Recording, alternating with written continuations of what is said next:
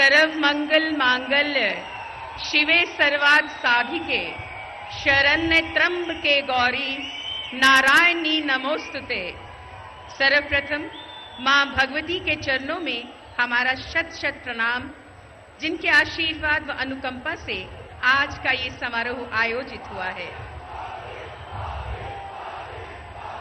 Shri Mata Vaishno Devi Narayana super speciality hospital के उद्घाटन एवं लोकार्पण समारोह में श्री माता वैष्णो देवी विश्वविद्यालय के परिसर में आप सबका अभिनंदन और दिल की गहराइयों से स्वागत हमारे प्रधानमंत्री श्री नरेंद्र मोदी जी का, माननीय राज्यपाल श्री NN वोहरा जी का, जो कि श्री माता वैष्णो देवी श्राइन बोर्ड के चेयरमैन भी हैं, honourable chief minister of JNK मोहतरमा महबूबा मुफ्ती जी, माननीय केंद्रीय राज्य मंत्री डॉक्टर जितेंद्र सिंह जी तथा deputy CM JNK doctor Nirmal Singh ji, रियासती काबीना के honourable ministers, member parliament, MLAs, MLCs, government, civil प्रशासन व पुलिस, आर्मी व पैरामिलिट्री के आला अफसरान, आप सबका हार्दिक स्वागत है। मंच पर विराजमान हैं श्री BB व्यास व the principal secretary JNK government, हमारे बोर्ड ऑफ डायरेक्टर्स हैं Shrimati Sudha Murthy, doctor SS Biloria, doctor Ashok Bhan, justice Pramod Kohli, Shri SK Sharma major general retired, Shri HL Maini, doctor Ashutosh Raghuvanshi और Shri Ajit Kumar Sahu, chief executive officer Shri Mata Vaishno देवी श्राइन बोर्ड। अब विनम्र निवेदन है माननीय राज्यपाल श्री NN वोहरा जी से कि वो माननीय प्रधानमंत्री जी को सम्मान स्वरूप शॉल भेंट करें। माननीय राज्यपाल महोदय श्री NN वोहरा जी, मां वैष्णो देवी श्राइन बोर्ड के चेयरमैन, मां वैष्णो देवी के आशीर्वाद स्वरूप ये शॉल भेंट कर रहे हैं माननीय प्रधानमंत्री श्री नरेंद्र मोदी जी को। बहुत बहुत धन्यवाद सर। अब निवेदन है माननीय राज्यपाल श्री NN वोहरा जी से, जो चेयरमैन भी हैं श्री माता वैष्णो देवी श्राइन बोर्ड के, कि वो वेलकम एड्रेस के लिए तशरीफ लाएं।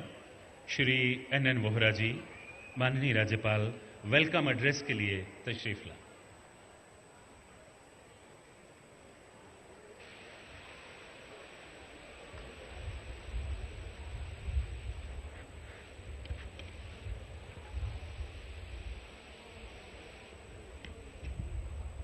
आदरणीय प्रधानमंत्री जी, हमारी रियासत के वजीर आला महबूबा मुफ्ती जी, हमारे उप वजीर आला प्रोफेसर निर्मल सिंह, केंद्रीय सरकार में हमारे MP और minister of state doctor Jitendra Singh,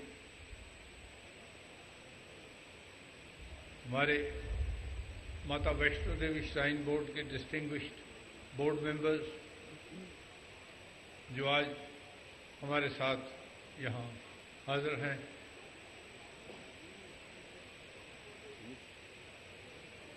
हमारी सरकार के काउंसिल मिनिस्टर्स के मेंबर्स, लेजिस्लेटर्स, हमारे मेहमान, हमारी यूनिवर्सिटी के फैकल्टी मेंबर्स, उनकी फैमिलीज, हमारे अस्पताल जिसका सुबह प्रधानमंत्री जी ने उद्घाटन किया, उनके स्टाफ और उनके परिवार,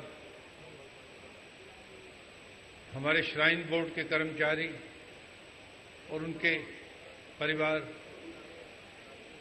हमारे आसपास के जितने गांव हैं उनके पंच, सरपंच और वहां के निवासी और सब आज यहाँ उपस्थित हुए भाइयों और बहनों, मैं बहुत मुख्तसर में बोलूँगा। हमने प्रधानमंत्री जी को आज सुनना है। मैंने जब प्रधानमंत्री जी को ये रिक्वेस्ट की कुछ हफ्ते हुए कि वो कुछ समय निकालें और यहाँ आएं और हमारे नए अस्पताल का उद्घाटन करें, हमारी यूनिवर्सिटी में तशरीफ लाएं और कॉन्वोकेशन है, बच्चों को मिलें, और ये जो फंक्शन है,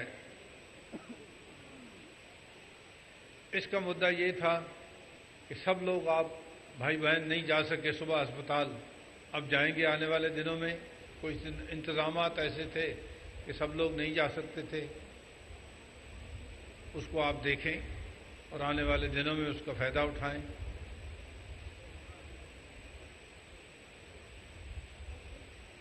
एक अस्पताल का रस्मी तौर पर उद्घाटन और उसकी डेडिकेशन,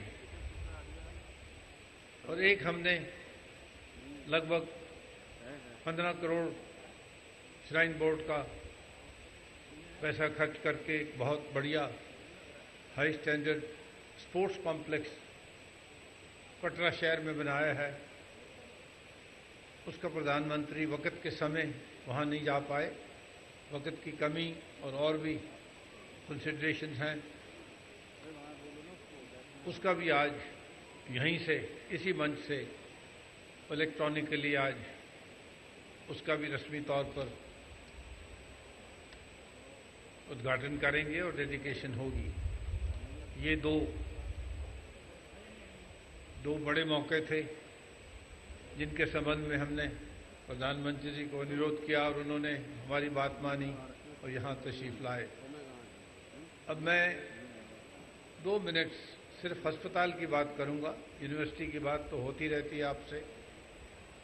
ये नया अस्पताल जो हमने बनाया है, मंच में डॉक्टर शेट्टी साहब हमारे साथ हैं।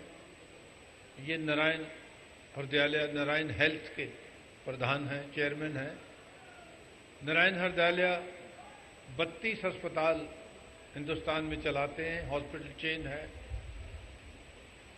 हमारे श्राइन बोर्ड की एक कमेटी थी जिसको हमने ये जिम्मेवारी सौंपी थी कि अस्पताल को मुकम्मल करने के लिए, चलाने के लिए कोई पार्टनरशिप ढूंढें। इस कमेटी के प्रधान डॉक्टर एस बलोरिया थे, जो हमारे श्राइन बोर्ड के सीनियर मेंबर हैं। 2-2.5 साल उन्होंने ये काम किया, सब हॉस्पिटल चेन से बातचीत की, सब लोगों की राय ली और आखिर में हमने नारायण हृदयालय के साथ ये संगठन कर लिया, ये कोलैबोरेशन हो गई। ये हमारी रियासत में पहले एक मिसाल है और पब्लिक प्राइवेट पार्टनरशिप। ये अस्पताल के बारे में डॉक्टर शेट्टी साहब आपको खुद बताएंगे। मैं इतना ही कहूँगा कि ये माता वैष्णो देवी श्राइन बोर्ड का एक बड़ा कदम है। इस अस्पताल को बनाने में हमें 8 साल लग गए, क्योंकि एक तो लोकेशन की बात थी, दूसरे और भी कुछ मुश्किलात थी। पर अब हाल ही में पिछले 2-1 साल में हमें एक तो ये कटरा रेलवे स्टेशन खुल गया, रेल यहाँ तक आती है। दूसरा हमारा हाईवे चल पड़ा और ये कनेक्शन हो गई हमारे साथ। तो मैं और कुछ ज़्यादा नहीं कहूँगा। आखिर में प्रधानमंत्री जी का एक बार फिर धन्यवाद करूँगा कि उन्होंने समय निकाला, वो हमारे पास आए। और अस्पताल के बारे में मैं रिक्वेस्ट करूँगा कि शेट्टी साहब हमें बताएं।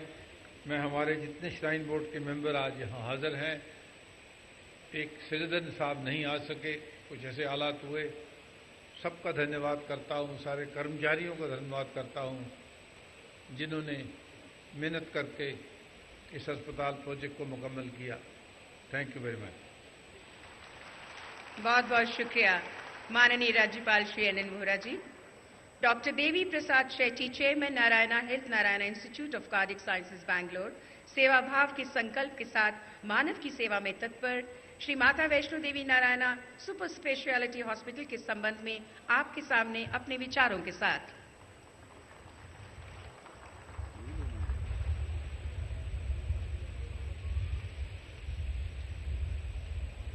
Honorable Prime Minister of this great country, Mr.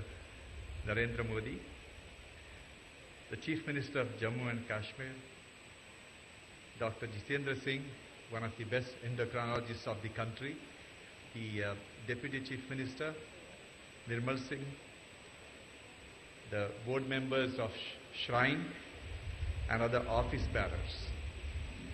I am a heart surgeon by profession. Every day I see 80 to 100 patients in my clinic. Most of them are children. These are the little babies on a mother's lap. I examine the kid and I tell the mother,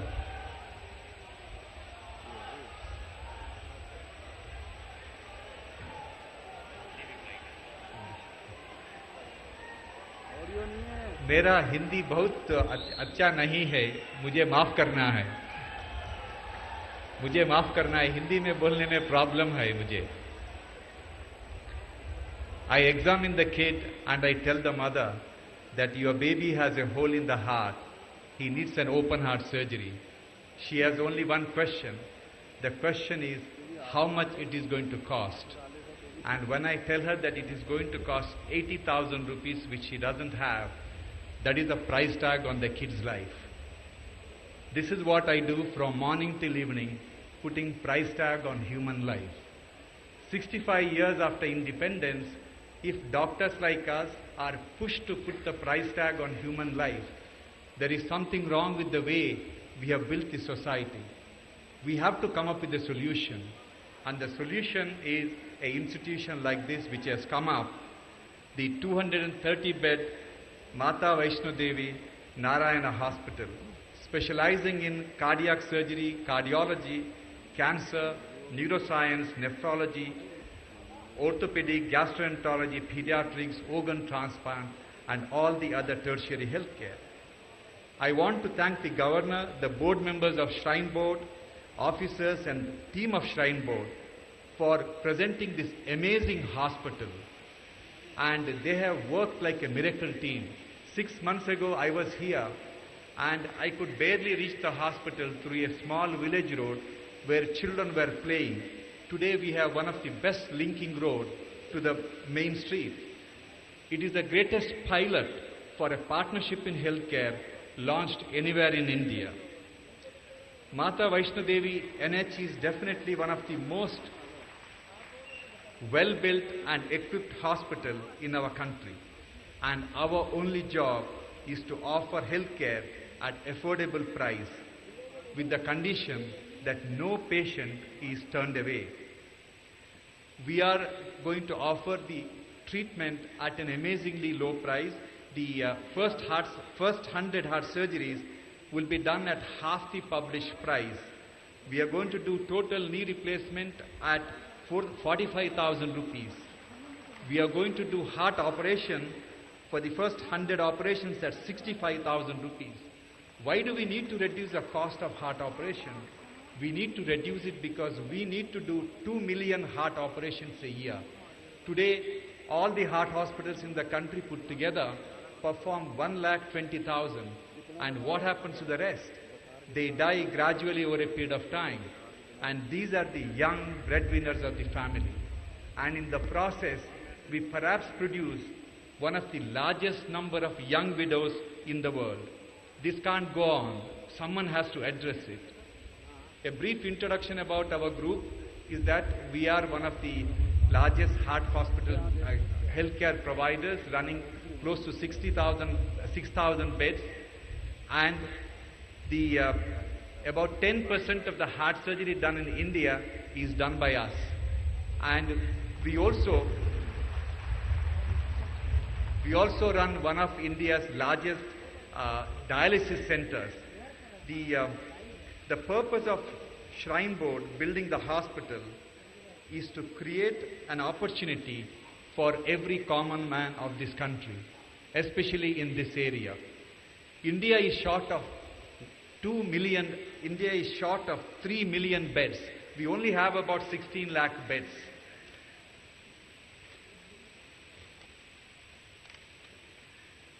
Unfortunately, most of the beds in India are in South India, but most of the people of this country live in North India. Jammu and Kashmir has over 12.5 million people. Himachal Pradesh has 6 million people. and most of these people depend on Delhi for the healthcare. How many of them have the luxury to go to Delhi for the healthcare? If a heart attack happens, you only have 6 hours of period called the golden period of heart attack. In that period, you need care. It is unfortunate that about 12 to 14 people take air ambulance from J&K and land in Delhi hospital. These are the rich people who can afford to fly by air ambulance. What about the common man? And when you land in a hospital like AIIMS, there are no beds. There are no beds in AIIMS, not because of Delhi patients. Entire northern region is dependent on Delhi for the healthcare. So the idea of the Shrine Board is to make J&K as a self-sufficient state where every healthcare needs are taken, not only for J&K and the neighboring countries, with the belief that one day patients from Delhi will come to Jammu for the healthcare. Shrine Board has major interest in rural reach out. Infosys Foundation has donated a beautiful big van which is equipped with modern diagnostic tool to diagnose breast cancer, cervical cancer at a very, very early stage. Shrine Board wants us to help the government to reduce the maternal mortality, infant mortality in the entire region. Every 10 minutes, a pregnant lady dies in our country during childbirth.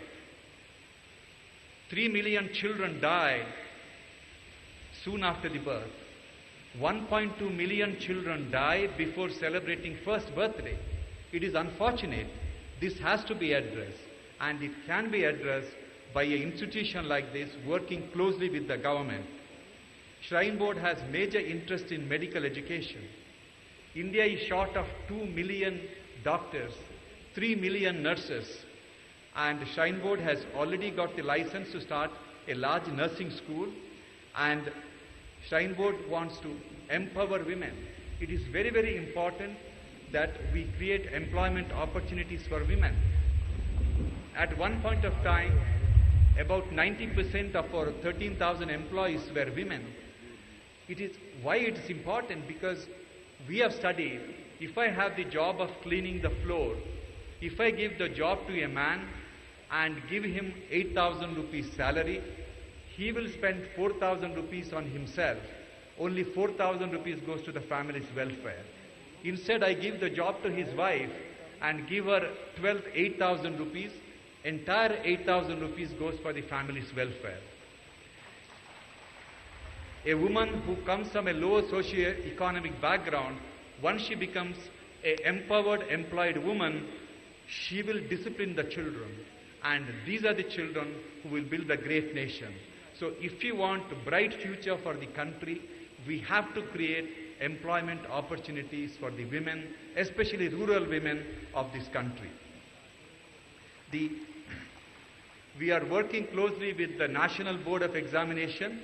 Soon we would love to start postgraduate training program at the Shrine Board Hospital so that every young doctor from this region can aspire to become a heart surgeon, neurosurgeon, or an orthopedic surgeon and change the future of this country. I would like to again thank Shrine Board because their intention is to build a medical school for children from poor families. Why it is important that children from poor families should become doctors? Across the world, outstanding doctors with magic in their finger, they generally come from deprived background. Because these are the children who have the fire in the belly to work 24 hours and change the way patient is taken care of. Unfortunately, cost of medical education in India has gone up to such a high level that children from poor families are not dreaming to become doctors. So we believe a Shrine Board Medical College will make a difference to the children from underprivileged families. I want to end my talk quoting the folklore of Jammu region that perhaps origin of Mata Vaishno Devi happened somewhere in South India near Rameshwaram and Karnataka. And Mata from there was brought here to save the world. And we believe an association with South India and Jammu and Kashmir will build an institution, will perhaps make this world a better place to live in. I am extremely grateful to the Shrine Board and the government for all the support and giving us an opportunity to make this country a better place to live in. Thank you. बहुत बहुत शुक्रिया doctor Devi Shetty, chairman Narayan institute of cardiac sciences. Shetty साहब कह रहे थे, जैसे पिछले कुछ आपने आवाज उठाई, लेकिन शेट्टी साहब आपको बता रहे थे कि ये रोज के 80 से लेकर के 100 लोगों के दिल का ऑपरेशन करते हैं और ज्यादातर ऑपरेशन बच्चों के करते हैं ताकि बच्चे स्वस्थ रहें। इन्होंने ये भी बताया अपनी बातचीत के दौरान कि सिर्फ 65,000 रुपए की लागत से ये दिल का ऑपरेशन की सुविधा यहां नारायण हॉस्पिटल में होगी। आजकल घुटने की समस्या होती है, सिर्फ 45,000 रुपए की लागत से आपके घुटने का इलाज यहां इस श्री माता वैष्णो देवी नारायण सुपर स्पेशलिटी हॉस्पिटल में होगा। डॉक्टर शेट्टी ने 3 महीने के बच्चे का हार्ट ऑपरेशन किया है। वो हमें जागरूक भी कर रहे थे कि हम किस तरह स्वस्थ रहें। आपका एक बार फिर बहुत बहुत धन्यवाद। और अब मोदबाना गुजारिश, जोरदार तालियां डॉक्टर शेट्टी साहब के लिए। और अब मोदबाना गुजारिश हमारी वजीर आला मोहतरमा महबूबा मुफ्ती जी से कि वो अपने ख्यालात से हमें रुशनास करें।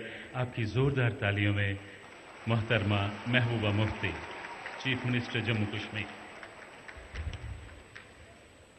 आदरणीय प्रधानमंत्री जी, रिस्पेक्टेड गवर्नर साहब,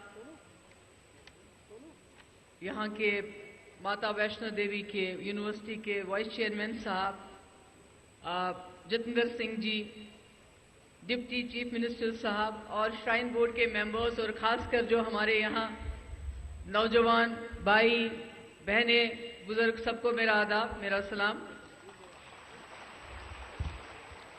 आज मुझे बहुत खुशी हो रही है, बहुत सालों के बाद। जैसे मैंने पहले कहा, मैं जब कॉलेज में पढ़ती थी जम्मू के, तो मैं आमतौर से माता वैष्णो देवी जाती थी पैदल, और वहां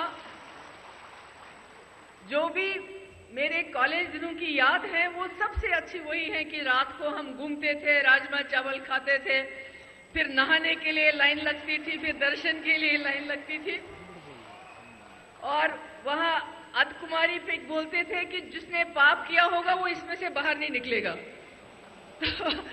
तो चूंकि उस जमाने में इंसान का वजन भी ज्यादा होता था तो हमें बहुत डर लगता था। तो आज मुझे बहुत अच्छा लगा, मैं यहाँ आई आप लोगों के बीच में। और अभी जो वाइस चांसलर साहब जिक्र कर रहे थे कि मैं इनको बताना चाहती हूँ कि भगवान विष्णु हो या हमारी माता वैष्णो देवी हो, इन्होंने सारे संसार के अंदर जम्मू कश्मीर को चुना।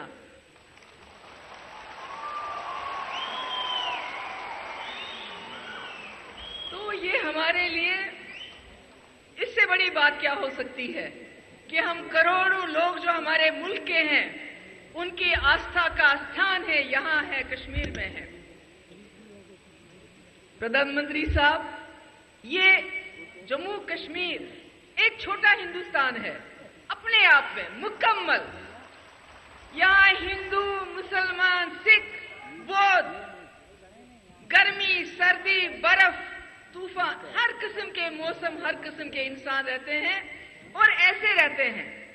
कुछ भी हो जाए, कश्मीर में तूफान आ गया, मगर हमारे कश्मीर के न सिर्फ पंडित भाई बल्कि हमारे मुसलमान भाई भी इस जम्मू के इलाके में बसने के लिए आ गए। और मुझे खुशी है, मैं जम्मू के लोगों को सलाम करती हूं, उन्होंने खुले दिल से हम सबको अपनाया, अपना पानी बांटा, अपनी जगह बांटी, हमारे साथ बिजली बांटा, राशन बांटा, सब बांटा। तो मुझे खुशी है, मैं अपने इस रियासत के लोगों को सलाम करती हूं। आज आपने एक बहुत ही बढ़िया अस्पताल का इनॉग्रेशन किया, जिससे मुझे पूरा यकीन है यहाँ के जो गरीब आवाम है, जिनके पास बहुत बड़ा बड़ा इलाज करने के लिए पैसे नहीं है, उनको इससे ज्यादा से ज्यादा फायदा होगा। और सबसे ज्यादा खुशी मुझे आज इस बात की हुई कि आज सबसे ज्यादा जो गोल्ड मेडल है माता वैष्णो देवी यूनिवर्सिटी में, सबसे ज्यादा हमारी बच्चियों को मिले, हमारी लड़कियों को मिले। मुझे इस चीज की बहुत खुशी है और आप सब लोगों को मैं बधाई देना चाहती हूं। मेरा हमेशा से ध्यान रहा है नौजवानों की तरफ, क्योंकि हमारा 3 बहनों में एक भाई है और ये होता है फर्क, घर में आप क्या करेंगे, बेटी और बेटे में थोड़ा सा भेद होता है। तो मैं समझती हूं कि नौजवान पूत जो है हमारे लिए, उसको बचाना, उसको ठीक रखना, उसको अच्छी तालीम देना, उसको उस किस्म की तालीम देना कि जब वो बाहर जाए उसको किसी के सामने हाथ न फैलाना पड़े, बल्कि वो अपनी मेहनत से और 4 लोगों को रोजगार दे सके। मगर उसके साथ मैं समझती हूं कि नौजवानों के लिए खेल बहुत जरूरी है। तो इसलिए जब मेरे वालिद मुफ्ती मोहम्मद सईद साहब ने 2004 में 3 यूनिवर्सिटीज, बाबा गुलाम शाह बादशाह, माता वैष्णो देवी, इस्लामिक यूनिवर्सिटी, तो जमीन दे दी थी सबके लिए उस वक्त। और आज जब मैं यहाँ आती हूँ मुझे बहुत खुशी है कि आपने वाकई यहाँ इसको गुलिस्तान बनाया है, यहाँ के लोगों की सुविधा के लिए, पूरे मुल्क के लिए इसको एक नमूना बनाया है। और मैं चाहूंगी जो हमारे कश्मीर में, वहां भी हमारे वक्फ बोर्ड है, यहाँ माता वैष्णो देवी का है, मैं चाहूंगी वो लोग भी यहाँ आए, देखें कि जो लोगों का पैसा है, जो चढ़ावे का पैसा है, वो हमेशा इसी तरह इस्तेमाल होना चाहिए, लोगों के लिए, तालीम के लिए, अस्पताल के लिए। और इसलिए जो मुफ्ती साहब ने फैसला किया आज से 1 साल पहले आदरणीय प्रधानमंत्री मोदी जी से हाथ मिलाने का, तो वो बार बार कहते थे मैंने एक शख्स से नहीं बल्कि जो करोड़ों लोगों ने जिसको चुना है उसके साथ हाथ मिलाए हैं। और मुझे उम्मीद है कि जो हमारे जम्मू कश्मीर में नौजवानों की समस्याएं हैं, चाहे वो उनकी सिक्योरिटी को लेके, चाहे वो उनके रोजगार को लेके, चाहे उनके एंटरटेनमेंट को लेके, ज्यादा से ज्यादा स्टेडियम बनाना, ज्यादा से ज्यादा टूरिज्म में हमारी मदद करना, क्योंकि ये इतना खूबसूरत इलाका है, हर चप्पा जम्मू कश्मीर का टूरिज्म के काबिल है। मुझे याद है जब यहाँ अटल बिहारी वाजपेयी साहब लाहौर बस लेके गए थे, उस दिन रात को हमारे 7 नौजवान बलजराला में, जिसमें रतन कुमार 7 बहनों का एक भाई था, मैं सबसे पहले वहां पहुंच गई, 7 बच्चे हमारे शहीद हो गए। उसके बाद चिट्टी सिंह पोरा, परसों हमारे कश्मीर में 5 नौजवान, एक 11वीं जमात में, एक 12वीं जमात में, एक 14वीं जमात में, कोई दुकान का शटर नीचे कर रहा था, कोई कुछ कर रहा था। तो मुझे उम्मीद है मोदी जी के मदद से हम जम्मू कश्मीर में अमन ला सकते हैं। जम्मू कश्मीर का नौजवान हमारे पूरे मुल्क की पूंजी, पूरी दुनिया में सबसे ज्यादा अगर किसी के पास नौजवान का सरमाया है वो हमारे मुल्क के पास है। और अगर ये हमारा सरमाया और हमारे रिसोर्सेज जो हमारे मुल्क के पास है, चाहे पानी है, जंगल है, पहाड़ है, मिट्टी है, और ये ह्यूमन रिसोर्स आपस में अगर हम मिल जाएंगे तो मुझे लगता है हमारे पूरे मुल्क की जो तरक्की अभी कहीं ना कहीं रुकी है, अगर दोनों चीजें हम मिला लें, अपने नौजवान ह्यूमन रिसोर्स और अपने कंट्री के रिसोर्स को मौका दे, अपॉर्चुनिटीज दे आगे बढ़ने की जवानों को, तो मुझे पूरी उम्मीद है कि हमारा मुल्क न सिर्फ सभ्यता के लिहाज से, क्योंकि सिविलाइजेशन के लिहाज से, जमहूरियत के लिहाज से, भाईचारे के लिहाज से हमारे मुल्क का कोई सानी नहीं है। हमारे पड़ोस में जहां हमारे एक ही मजहब के लोग रहते हैं, एक दूसरे को मारते हैं, चाहे सीरिया हो, चाहे लीबिया हो, चाहे हमारे यहाँ जो पाकिस्तान इस वक्त खुद लड़ रहे हैं, अपने ही लोगों की बंदूक के साथ लड़ रहा है, मगर उसके मुकाबले में हमारे मुल्क में हिंदू, मुसलमान, सिख अपनी मर्जी से बैठते हैं, उठते हैं, अपना लीडर चुनते हैं और भाईचारे से रहते हैं। वहां शिया सुन्नी को मारता है, सुन्नी शिया को मारता है। इसलिए मुझे फख्र है कि हम उस मुल्क में रहते हैं, मगर एक तकलीफ है, कश्मीर के दिल में एक तकलीफ है जिसका हम सबको मिलजुल के इलाज करना होगा, ताकि हमारे जम्मू कश्मीर का एक एक कोना हमारे मुल्क की तरह हंसता रहे, बसता रहे। मैं आप सब लोगों को एक बार से फिर बधाई देना चाहती हूँ और अपने प्रधानमंत्री साहब की बहुत शुक्रगुजार हूँ।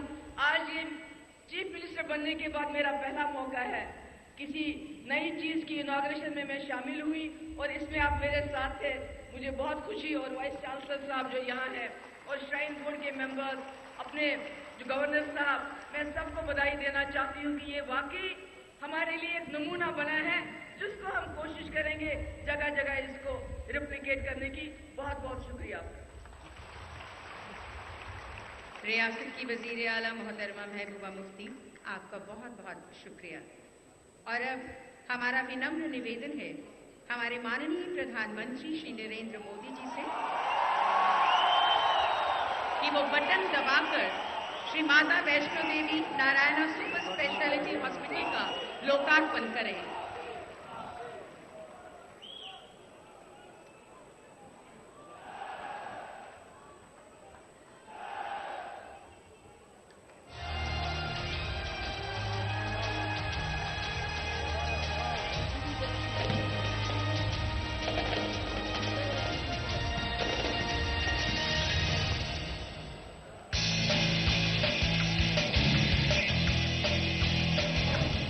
$2,54,000 स्क्वायर फीट में निर्मित किया गया है Shri Mata Vaishno Devi Narayana super speciality hospital. 300 crore की अनुमानित लागत से बना है ये सुपर स्पेशलिटी हॉस्पिटल। 230 बेड वाले इस हॉस्पिटल में है 20 से ज्यादा specialisation, cardiology, nephrology, gastroenterology, orthopaedics, oncology, pathology, radiology. अत्याधुनिक मशीनों से लैस है यहां का हर डिपार्टमेंट। इस हॉस्पिटल में है 8 ऑपरेशन थिएटर। अन्य सुविधाओं में शामिल है यहां की 24/7 pharmacy, 24/7 ambulance service. 2,67,000 square feet में निर्मित की गई है 9 रेजिडेंशियल अकोमोडेशंस, जिसमें टेक्निकल एवं नॉन टेक्निकल स्टाफ के रहने के लिए है पुख्ता इंतजाम। नारायणा हृदयालय से अनुबंधित उत्तर भारत का ये उच्च स्तरीय हॉस्पिटल दिन रात लोगों की सेवा में समर्पित रहेगा।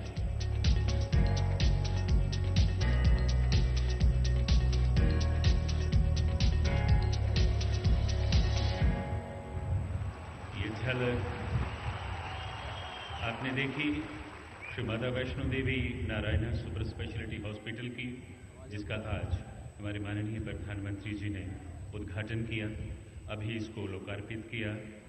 माननीय प्रधानमंत्री जी श्री माता वैष्णो देवी विश्वविद्यालय के निर्माण में और इस हॉस्पिटल के निर्माण में आसपास के 4 गांवों की लोगों ने अपनी जमीन दी है।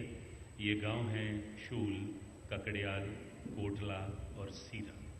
इन गांव के लोगों को मुफ्त ओपीडी की सुविधा रहेगी।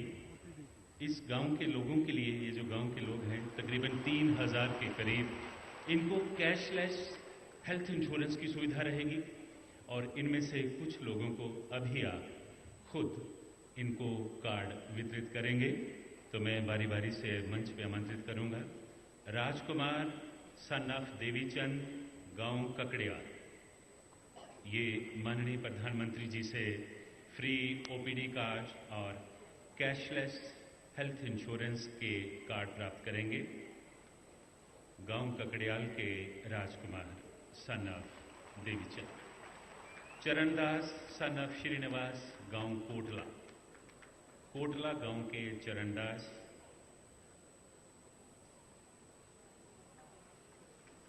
इनके साथ रीता देवी वाइफ ऑफ चमनलाल, सावित्री देवी धर्मपत्नी चरणदास कोटला गांव से, और विद्या देवी धर्मपत्नी स्वर्गीय ज्ञानचंद।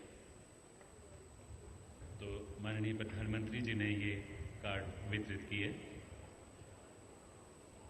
और अब माननीय प्रधानमंत्री श्री नरेंद्र मोदी जी से हमारा विनम्र निवेदन है कि वो shrine board sports complex Katra का बटन दबाकर उद्घाटन व लोकार्पण करें।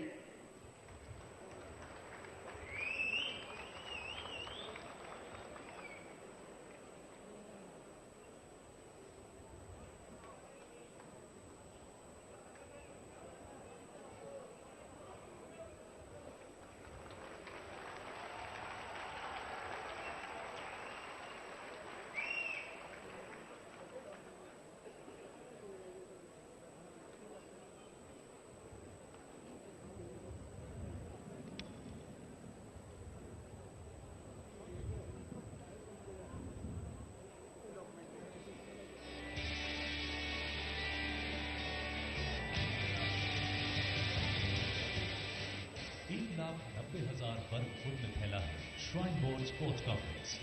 करीब 11 करोड़ की लागत से बने इस स्टेडियम में football, hockey, tennis, athletics, kabaddi, tug of war और इसके अलावा lawn tennis, synthetic court, basketball, synthetic court, archery, air condition gym और 10 मीटर शूटिंग रेंज जैसे गेम्स की व्यवस्था की गई है। करीब 10,000 दर्शकों के बैठने की क्षमता वाले इस स्टेडियम में 2600 दर्शकों के लिए है शेड सीटिंग का प्रबंध।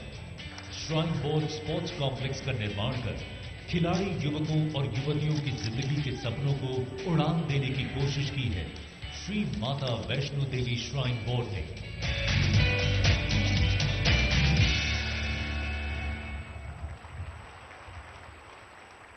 Shrine board sports complex Katra के उद्घाटन व लोकार्पण उत्सव को मनाने हेतु आयोजित फुटबॉल उद्घाटन मैच जो कि हिमाचल और जेएनके की महिला टीमों के मध्य खेला जाएगा और हमारे लिए बेहद सौभाग्य की बात है कि माननीय प्रधानमंत्री श्री नरेंद्र मोदी जी भी इस उत्सव के अभिन्न अंग हैं। आइए अब आपको shrine board sports complex Katra लिए चलते हैं।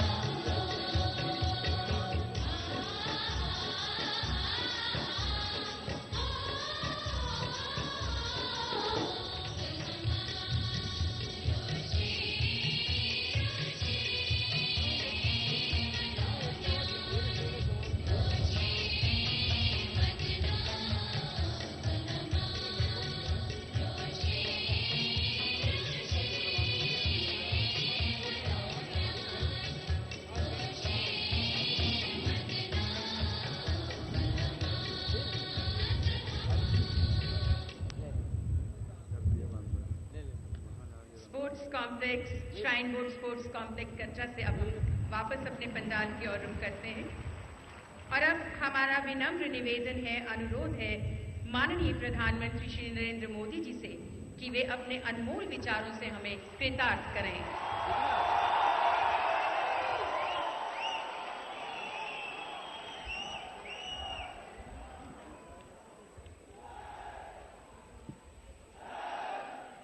मंच पर विराजमान जम्मू कश्मीर के राज्यपाल श्रीमान एन वोरा जी, जम्मू कश्मीर के मुख्यमंत्री सुश्री महबूबा मुफ्ती जी, केंद्र में मंत्रिपरिषद के मेरे साथी डॉक्टर जितेंद्र सिंह, जम्मू एवं कश्मीर के उप मुख्यमंत्री डॉक्टर निर्मल कुमार सिंह, नारायण रुद्रालय के अध्यक्ष डॉक्टर देवी शेट्टी जी, श्री माता वैष्णो देवी श्राइन बोर्ड के सीईओ श्रीमान ए.के. साहू, मंच पर विराजमान सभी महानुभाव और विशाल संख्या में पधारे हुए प्यारे भाइयों और बहनों,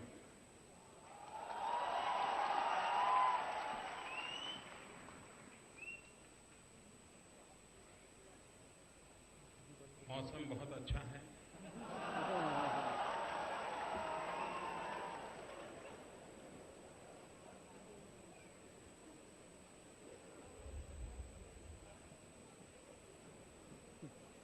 मैं जब महबूबा जी को सुन रहा था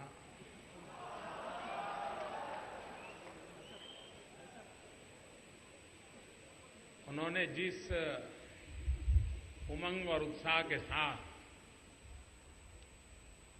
जम्मू कश्मीर के भविष्य को बनाने के लिए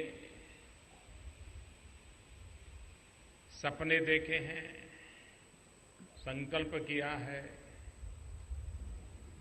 ऊर्जावान नेतृत्व दिया है और उनकी नई सरकार बनने के बाद मुझे आज पहली बार यहां आने का मौका मिला है। मैं उन्हें और पूरे जम्मू कश्मीर को हृदय से बहुत बहुत शुभकामनाएं देता हूं।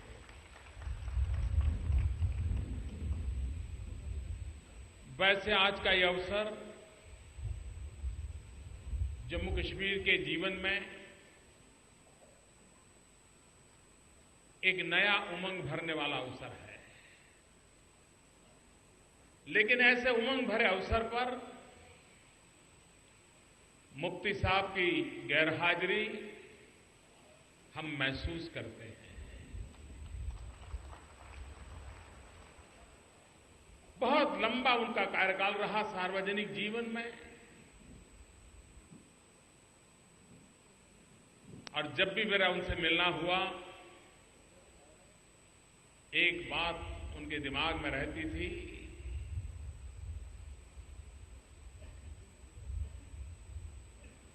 देश को आगे बढ़ाने के लिए जम्मू कश्मीर को आगे बढ़ाना। एक बात उनके दिल में रहा करती थी, जम्मू और श्रीनगर के बीच में भी कभी जो दूरी महसूस होती है उस दूरी को भी मिटा देना और हिंदुस्तान में हर हिंदुस्तानी भारत के इस मुकुटमणि के लिए गर्व करता बने, ऐसी सरकार चलाना, ऐसे विकास के काम करना, ये सपने मुफ्ती साहब देखा करते थे। इन दिनों जब भी मेरा महबूबा जी से मिलना हुआ है, मैं देख रहा हूं कि जिस मनोयोग के साथ, लगन के साथ वो जम्मू कश्मीर के विकास के विषयों की चर्चा करते रहती थी।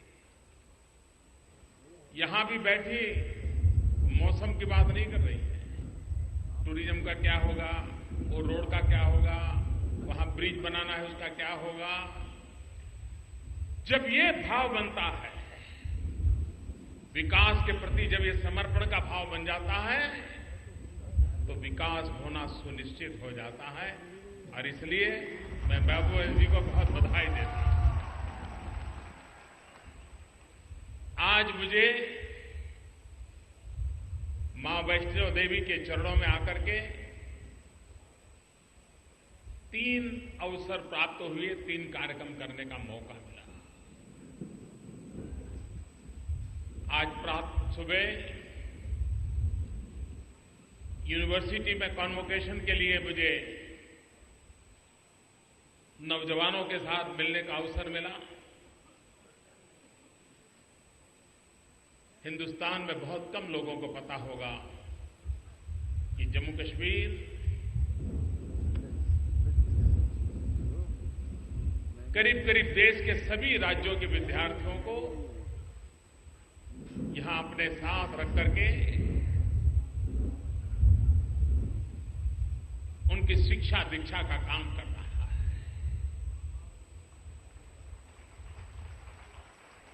ये अपने आप में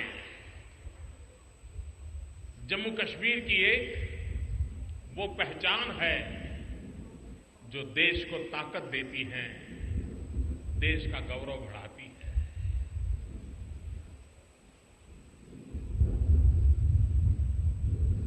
आज मुझे एक स्पोर्ट्स कॉम्प्लेक्स का भी उद्घाटन करने का अवसर मिला।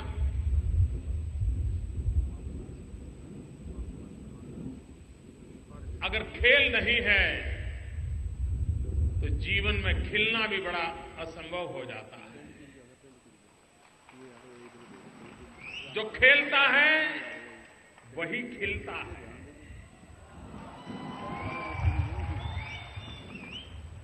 कभी कभी हम जीवन में एक शब्द बड़े गर्व के साथ सुनते हैं और वो सिर्फ खेल के मैदान में नहीं सुनते, जीवन के हर दौर पर हम ये सुनते हैं। कोई भी व्यक्ति कुछ अच्छा करे,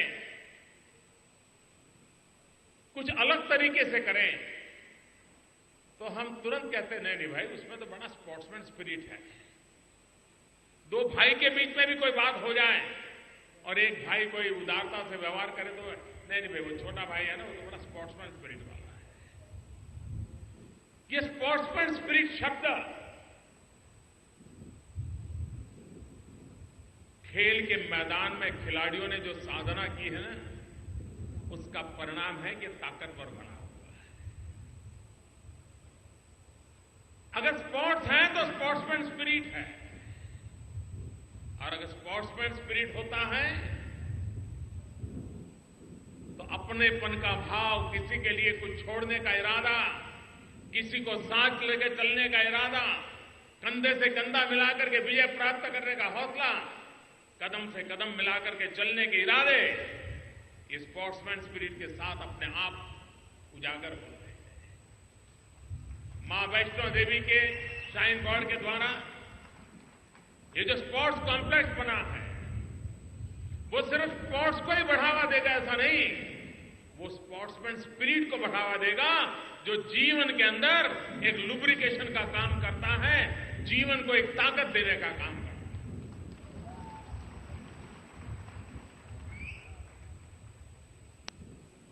जब कश्मीर का नौजवान हिंदुस्तान के क्रिकेट के अंदर चमकता है तो सीना गर्व से फूल जाता है। 2017 में FIFA under 17 world cup football का भारत में होने जा रहा है।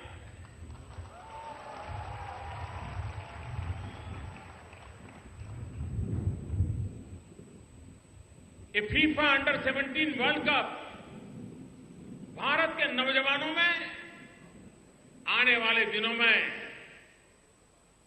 एक नया ताकत भरने वाला, नया हौसला बुलंद करने वाला अवसर बनना चाहिए। दुनिया भर के लोग खिलाड़ी आएंगे हमारे यहां। फुटबॉल में हम कोई अच्छी स्थिति में नहीं, हम बहुत पीछे हैं, लेकिन फिर भी हम एक ऐसा माहौल बनाएं कि हम खेल को जिस प्रकार से गले लगाएं, दुनिया अनुभव करे हिंदुस्तान की विविधताओं की, हिंदुस्तान की युवा शक्ति का, हिंदुस्तान के सामर्थ्य का ऐसा माहौल बनाने में स्पोर्ट्स कॉम्प्लेक्स भी कोई न कोई भूमिका अदा करेगा, ऐसी मैं आशा करता हूं। आज मुझे अस्पताल का भी उद्घाटन करने का अवसर मिला। मैं ये गलती तो नहीं कर सकता हूं कि मैं ये कहूं कि आपका अस्पताल भरा भरा रहे। मैं ये तो नहीं कह सकता हूं कि आपका अस्पताल कभी खाली ही न रहे।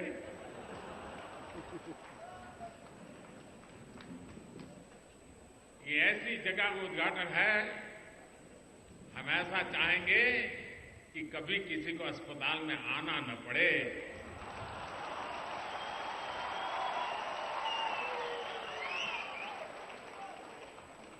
और अगर स्पोर्ट्स कॉम्प्लेक्स है, जीवन में खेल है, तो अस्पताल से दूरी बन रहना संभव भी है।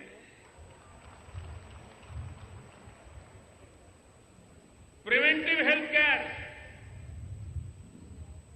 ये सस्ते से सस्ती है और सुरक्षित भी है। हम जितना ज्यादा प्रिवेंटिव हेल्थ केयर पर बल देंगे,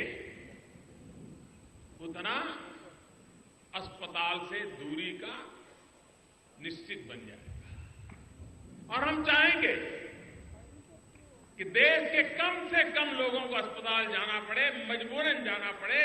जिंदगी में किसी का ऐसा दिन ना आए कि उसको अस्पताल में जाना पड़े और डॉक्टर के भरोसे जीना पड़े।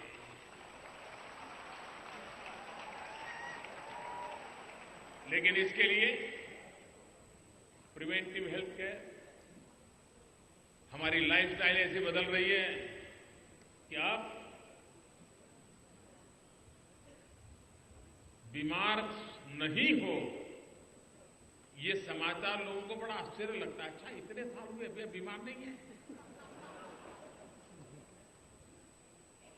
कभी तेज गति से चलते हैं तो लोग पूछते हैं आपको थकान नहीं लगती क्या?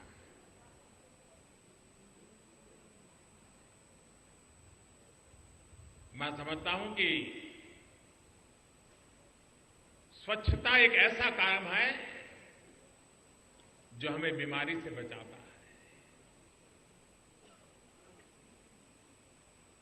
और इंटरनेशनल एक्सपर्ट्स का कहना है कि भारत में गंदगी के कारण गरीब परिवार को एवरेज 7,000 रुपया दवाई के पीछे लग जाता है। और अगर परिवार में 3 लाख, 5 लाख, 6 लोग हैं तो 25-30 हजार रुपया साल का दवाइयों में चली जाता है। और स्वच्छता हमारे बस का रोग है, हमारे हाथ का विषय है। बालक हाथ धो करके खाना खाएं। ऐसा कहते हैं कि जो बच्चे का मृत्यु होता है बचपन में, उसमें से 40% मृत्यु वो है जो बच्चे हाथ साफ नहीं करते, साबुन से धोते नहीं है और कुछ न कुछ उनके पेट में जाता है, वो अल्टीमेटली मौत का कारण बनता है। ये छोटी छोटी चीजें भी हमें अस्पताल जाने से रोकती है। और इसलिए मां वैष्णो देवी के चरणों में जब बैठे हैं तब, और मां वैष्णो देवी के आशीर्वाद से इतना बड़ा अस्पताल मिला है तब, हमारी कोशिश ये रहनी चाहिए कि हम स्वच्छता का अभियान चलाएं, हम जीवन को ऐसे जिएं ताकि हम स्वस्थ रहने के लिए अपने आप को योग्य पाएं। भारत ने दुनिया में योगा पहुंचाया है। अब तो यूनाइटेड नेशन भी 21 जून को योग दिवस मनाता है। पिछले वर्ष दुनिया के 193 कंट्रीज ने योगा का उत्सव मनाया। होलिस्टिक हेल्थ केयर में जिसका विश्वास है वे आज योगा की तरफ मुड़ चुके हैं। हमने शरीर को स्वस्थ रखने के लिए, प्रिवेंटिव हेल्थ केयर के लिए, और सिर्फ हेल्दी नहीं,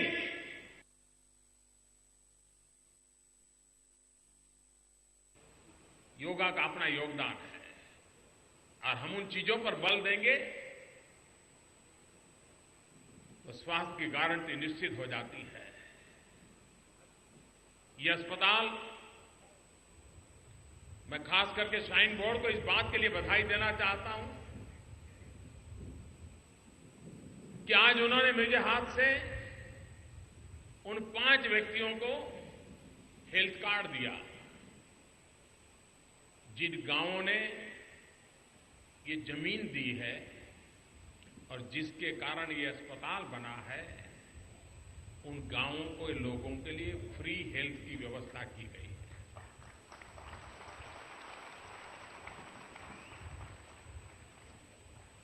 मैं उन गांव वालों को हृदय से अभिनंदन करना चाहता हूं।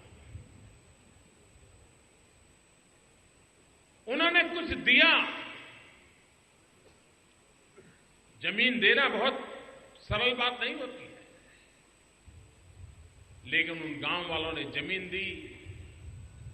उन्होंने तो जमीन दी, लेकिन वो जमीन आज उस रूप को धारण किया है कि जो लोगों को जीवन देने का काम करेगी।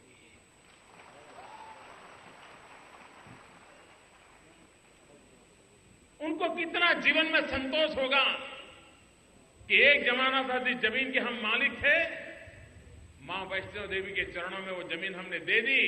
आज ऐसा अस्पताल बना है जो अस्पताल हजारों लोगों की जिंदगी बचाने का कारण बन गया है। और मैं मानता हूं इससे बड़ा जीवन का संतोष क्या हो सकता है। और इसलिए मैं सबसे पहले उन गांव वालों को हृदय से बहुत बहुत अभिनंदन करता हूं। मैं आज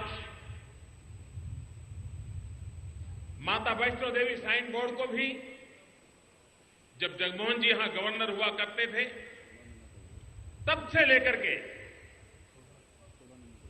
माता वैष्णो देवी श्राइन बोर्ड का विकास, अनेक सामाजिक प्रवृत्तियां, यहां पर आने वाली पाई का उपयोग जम्मू कश्मीर के लोगों के लिए कैसे किया जाए, इसका एक उत्तम उदाहरण आज इस श्राइन बोर्ड ने प्रस्तुत किया है। वो स्पोर्ट्स कॉम्प्लेक्स चलाए, वो यूनिवर्सिटी चलाए, वो अस्पताल चलाए, और हिंदुस्तान की गणमान्य अस्पतालों में जिसकी गणना होगी, ऐसी अस्पताल सामान्य नहीं है। हमारे देश में भी इस प्रकार से जो धन संपदा पड़ी है, उसका जितना समाज के लिए उपयोग होगा, उतनी समाज के लिए ताकत बढ़ानी पड़ेगी। और ये वैष्णो देवी श्राइन बोर्ड ने बता दिया है, एक रास्ता दिखाया है। और इसलिए वे भी इसके बहुत बहुत अधिकारी हैं। अभिनंदन के लिए मुझे विश्वास है कि अस्पताल जम्मू कश्मीर के लोगों को अब गंभीर बीमारियों के लिए दूर तक नहीं जाना पड़ेगा। व्यवस्थाएं तो अच्छी होगी, लेकिन डॉक्टर्स भी अच्छे होंगे। और यहां तो मौसम तो ऐसा है, कहीं और पर ठीक होने में अगर 15 दिन लगता है, तो यहां मौसम ऐसा है 5 दिन में ठीक हो जाएगा। और जिस दिन हिंदुस्तान में और दुनिया को पता चलेगा कि मां वैष्णो देवी के चरणों में एक ऐसा अस्पताल है, वहां ऐसा मौसम है कि बीमारी आधे समय में ठीक हो जाती है, तो दुनिया भी टूरिस्ट के नाते यहीं पर अस्पताल में मेडिसिन केयर के लिए आ जाएगी। और यह संभव है। हमें जम्मू कश्मीर के लोगों ने सपना देखना चाहिए कि टूरिज्म के लिए जैसे दुनिया हमारे यहां आती रही है, वैसे कब हेल्थ केयर टूरिज्म के लिए भी दुनिया को यहां आने के लिए हम प्रेरित कर सकते हैं। ऐसी ऊंचाइयों पर हम जम्मू कश्मीर को ले जा सकते हैं। एक बात निश्चित है, हिंदुस्तान तेज गति से तरक्की करे, 125 करोड़ देशवासियों के सपने साकार हो, उस दिशा में हम सबको प्रयास करना है। चाहे कश्मीर हो या कन्याकुमारी, चाहे कच्छ हो या कामरूप, एक संतुलित विकास, चारों तरफ विकास, तेज गति से विकास, हमारी सारी समस्याओं का समाधान विकास में है। देश को आधुनिक इंफ्रास्ट्रक्चर चाहिए, स्कूल चाहिए, कॉलेज चाहिए, रोड चाहिए, बिजली चाहिए, सामान्य मानवी के जीवन में सुधार आए से व्यवस्था चाहिए। जब मुफ्ती साहब थे 80,000 करोड़ रुपए का पैकेज जम्मू कश्मीर की जिंदगी को बदलने के लिए लगाना है। भारत सरकार पूरी ताकत के साथ जम्मू कश्मीर का भाग्य बदलने के लिए सरकार के साथ कंधे से कंधा मिलाकर के हर कदम पर आगे बढ़ते हुए जम्मू कश्मीर के नागरिकों की आशा आकांक्षाओं को पूर्ण करता है। अटल बिहारी वाजपेयी जी, जिनके प्रति जम्मू कश्मीर के लोगों की अपार श्रद्धा रही, शायद हिंदुस्तान में बहुत कम ऐसे लीडर हुए हैं कि जिनके प्रति सामान्य मानवी के मन में इतनी आस्था हो जितनी अटल बिहारी वाजपेयी के लिए जम्मू कश्मीर में दिखाई देती है। और अटल जी कहा करते थे, हमें जम्मू कश्मीर को कैसे आगे बढ़ाना है, और वो कहते थे इंसानियत, कश्मीरियत और जमहूरियत। इंसानियत, कश्मीरियत और जमहूरियत, इन तीन मजबूत पिलर पर हमने जम्मू कश्मीर को नई ऊंचाइयों पर ले जाना है।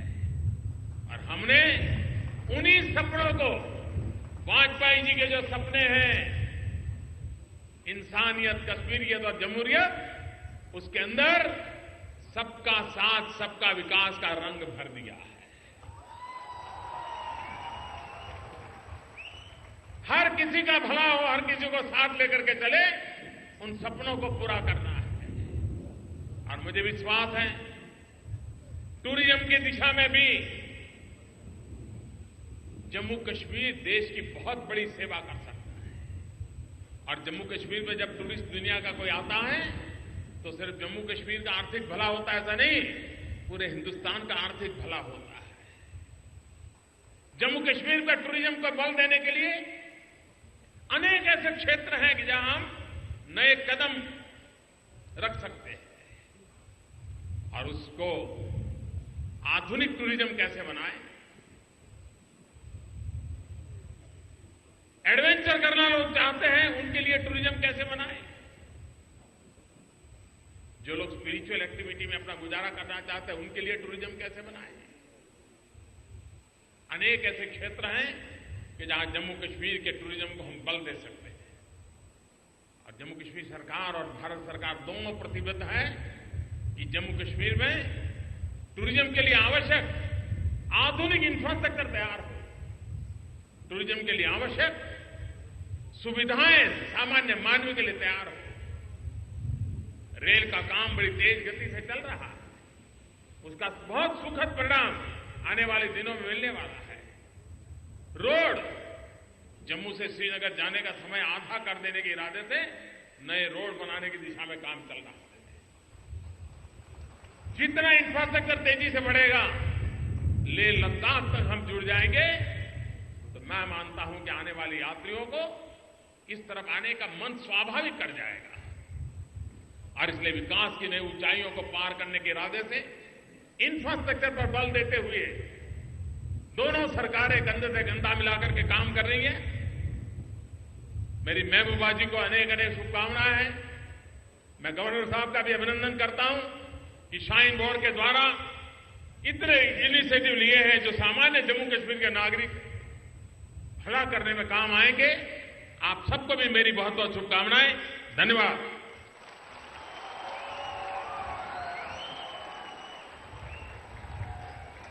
बहुत बहुत धन्यवाद माननीय प्रधानमंत्री जी। जब आपका संबोधन विश्वविद्यालय में चल रहा था तब यहां बैठे सभी लोग जोरदार तालियों से आपका अभिवादन कर रहे थे। अब धन्यवाद प्रस्ताव के लिए निवेदन है honourable union minister of state doctor Jitendra Singh ji से कि सिंह साहब धन्यवाद प्रस्ताव प्रस्तुत करें। आपकी जोरदार तालियों के बीच son of the soil doctor Jitendra Singh ji. वैसे तो देश के प्रधानमंत्री के संबोधन के उपरांत कुछ कहने को रह नहीं जाता, ना इसकी आवश्यकता है ना इसका कोई औचित्य, परंतु इस संसदीय क्षेत्र के निर्वाचित प्रतिनिधि होने के नाते मेरा दायित्व भी है, मेरा सौभाग्य भी, मैं ये धन्यवाद प्रस्ताव रखूं और आभार प्रकट करूं। आदरणीय प्रधानमंत्री जी, इस स्थान के साथ आपका एक विशेष और बहुत पुराना रिश्ता है।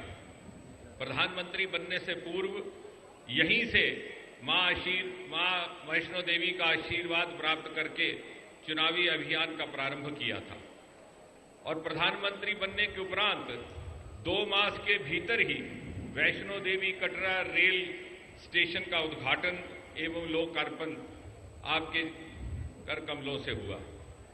मां का बुलावा आपको बार बार आता है और बार बार आप यहां पधारते हैं और प्रत्येक बार जब आप यहां आते हैं तो इस क्षेत्र के पिछड़े हुए लोग, इस दूर दराज पहाड़ी क्षेत्र के लोग एक नई उमंग, एक नए उल्लास से आपका स्वागत करते हैं। उनका मनोबल बढ़ जाता है ये सोच करके कि आपको उनकी कितनी चिंता है।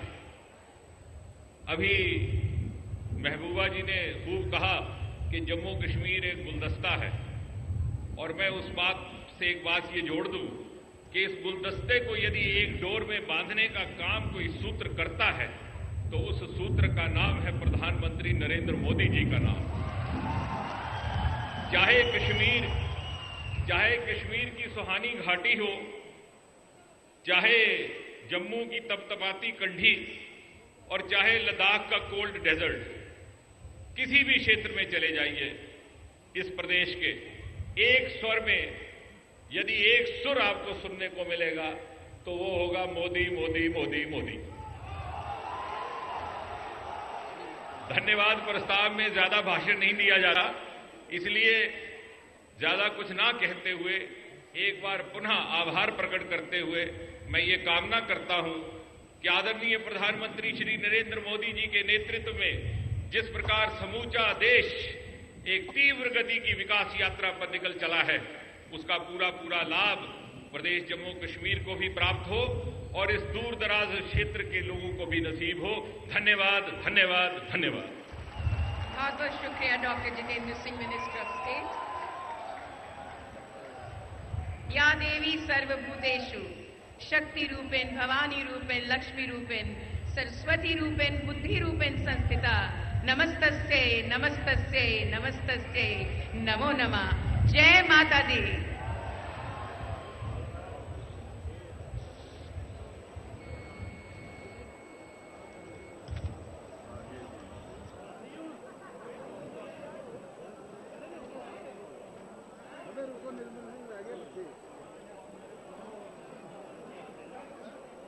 रुको